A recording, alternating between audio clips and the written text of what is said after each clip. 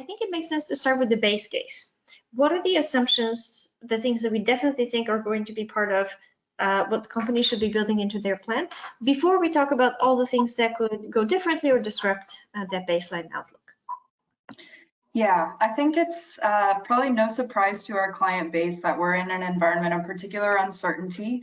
And a lot of it stems from particular events and points, areas of policy, etc., that could go a number of different ways next year. And so to even come up with base case assumptions for the global outlook, base case forecasts, we have to kind of start with what we think is most likely to happen. And in many cases, this may differ from what other organizations offer in their own base case. So let's just level set for a minute on that. So in our view, in terms of the outlook for global inflation, which has really defined the environment throughout 2022, we've been in an environment of high inflation, as many of our clients know.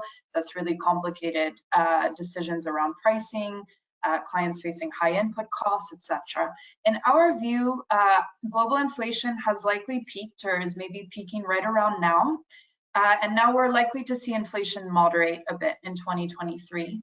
However, we see the rate of price increases as remaining very high next year. So we're still likely to be in an environment of historically very high inflation, no easy return to the pre-pandemic norm, which was relatively low inflation by by historical standards. A lot of the reason for that is due to our view that global energy and commodity prices will remain at historically high levels next year as well. Oil prices hovering in the $80 to $100 a barrel range on average, and other commodity prices remaining at historically high levels as well.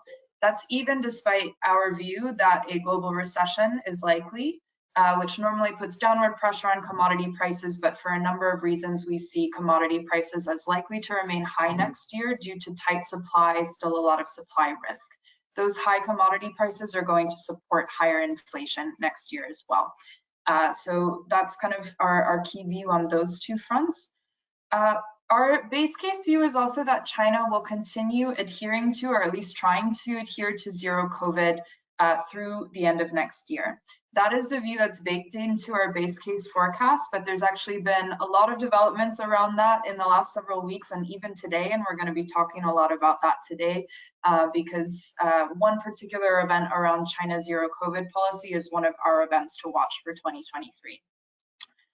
We also see it likely that the Russia-Ukraine war will enter a stalemate next year, continuing and in that general framework throughout next year, which entails no lifting of sanctions on Russia.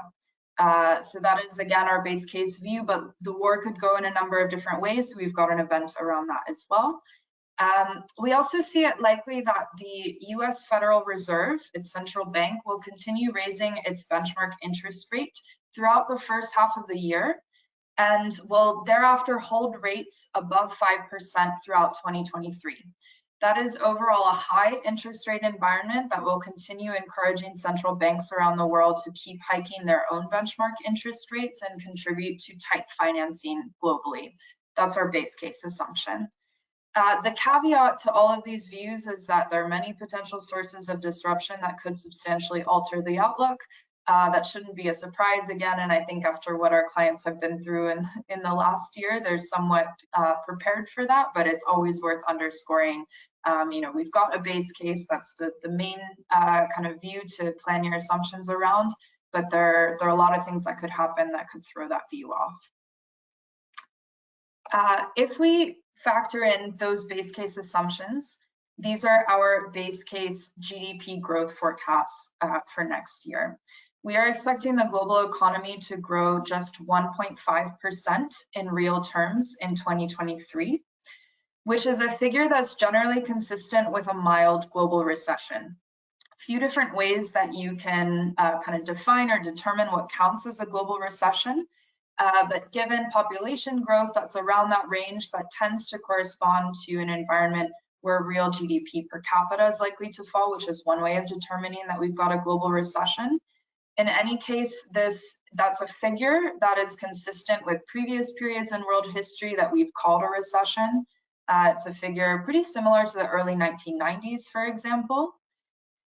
And it's also a number that's much lower than what our clients are generally used to.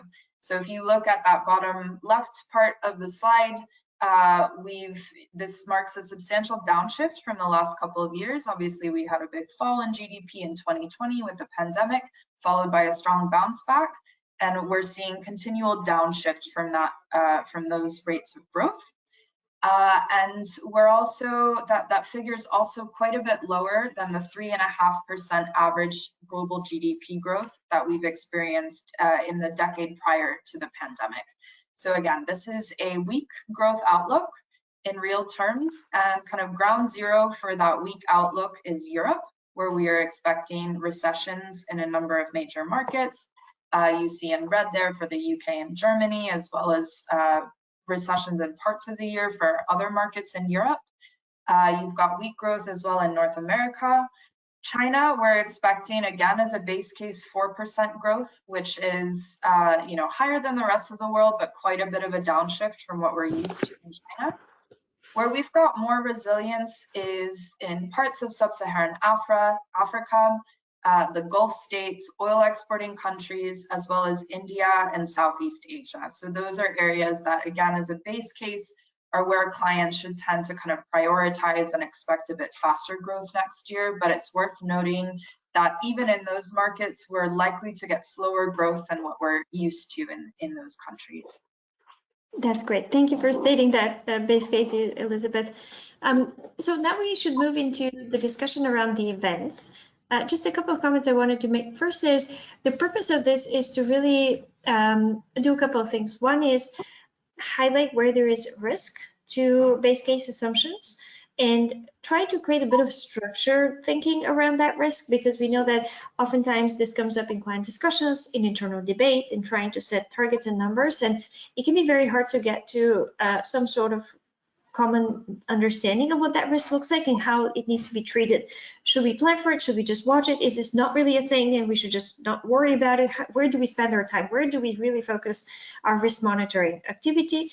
And what are the types of things we should watch that could derail our plans if they unfold? So the purpose of events to watch is to help create a little bit of structure around these corporate conversations and provide a point of view on what we think businesses really should be paying attention to.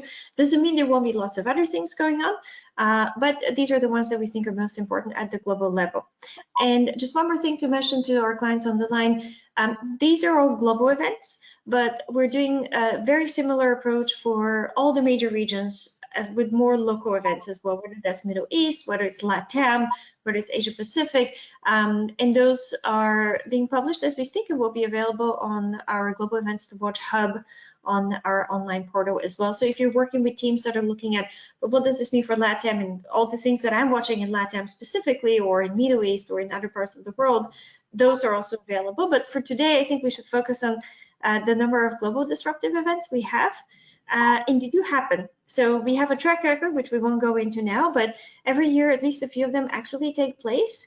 Last year, more than half took place. So this is not just a theoretical thought exercise. These are very, very real, and as a result, I think worth putting in front of senior executive leaders. So over to you, Elizabeth. Tell us a little bit about the methodology for those who are new to events to watch, and then let's see the events. Sure. So what counts as an event to watch for 2023? Put simply, these are what we consider to be medium probability, high impact events. So what does that mean? So medium probability, we see these events as carrying at least a 10% likelihood of occurring, but no more than 40%. If it's higher than 40%, it starts to become part of our base case. So these are events that are outside our base case view, which we just presented.